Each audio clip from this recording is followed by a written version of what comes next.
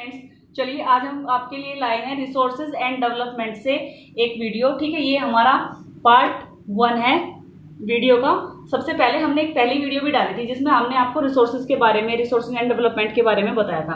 ठीक है, तो चलिए सबसे पहले हम रिसोर्सेज ही देखते हैं कि रिसोर्सेज एक्चुअल में होते क्या हैं। तो हमने आपको बताया था everything that satisfy our needs are called resources. जो हमारी नीड्स को सेटिस्फाई करते हैं वो सब क्या कहलाते हैं? रिसोर्सेज कहलाते हैं।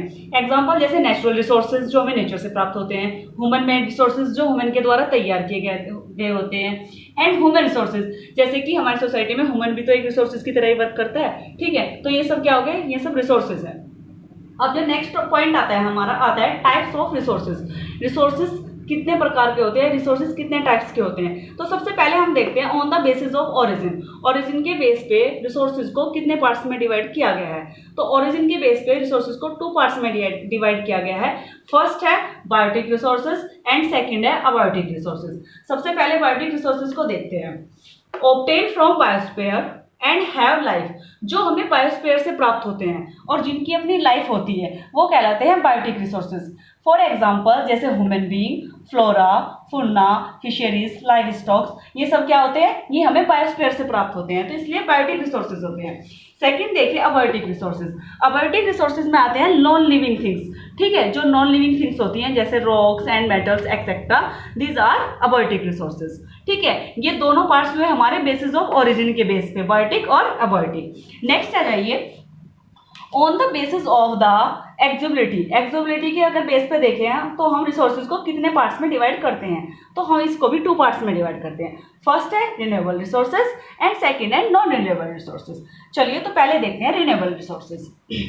कैन बी रिन्यूड और reproduce by physical, chemical, mechanical process. ये वो रिसोर्सेज होते हैं जो या तो रिन्यू हो जाते हैं एक बार समाप्त होने के बाद, या फिर रिप्रोड्यूस हो जाते हैं। ठीक है, बाय फिजिकल, केमिकल या मैकेनिकल प्रोसेस के द्वारा जो रिन्यू या रिप्रोड्यूस हो सकते हैं, तो ऐसे रिसोर्सेज को हम रिन्यूएबल रिसोर्सेज कहते हैं। फॉर एग्जाम्पल जैसे हमारी solar, wind energy, water, forest, wild life और खुद हम भी, ह्यूमन बीइंग भी, क्योंकि रिप्रोड्यूस हम लोग होते रहते हैं, तो इस तरीके से हम क्या है? रिन्यूएबल रिसोर्सेज हैं ये सारी चीजें। नेक्स्ट देखिए non renewable resources. Non renewable resources वो रिसोर्सेज होते हैं, अब उसमें हमने पॉइंट्स में दिया है आपको जिससे इजीली समझ आ जाए। First, take millions of year in their formation. ऐसे रिसोर्सेज जिनको दोबारा से तैयार होने में या जिनको तैयार होने में मिलियंस ऑफ ईयर्स का टाइम लग जाता है, बहुत लंबा टाइम लग जाता है, तो ऐसे रिसोर्सेज को नॉन रिन्यूएबल रिसोर्सेज भी कहते हैं। सेकेंड है some can not be recycled.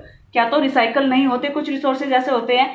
And get executed with use, जो एक बार यूज होने के बाद क्या हो जाते हैं? समाप्त हो जाते हैं। ठीक है, तो ऐसे रिसोर्सेज को भी नॉन रिन्यूएबल रिसोर्सेज ही कहते हैं। For example fossil fuels, metals etcetera, ये सब क्या है? नॉन रिन्यूएबल रिसोर्सेज है। इसी के साथ ये हमारी आज की वीडियो पार्ट 1 है। पार्ट 2 हम जल्दी आपके लिए लेके आएंगे।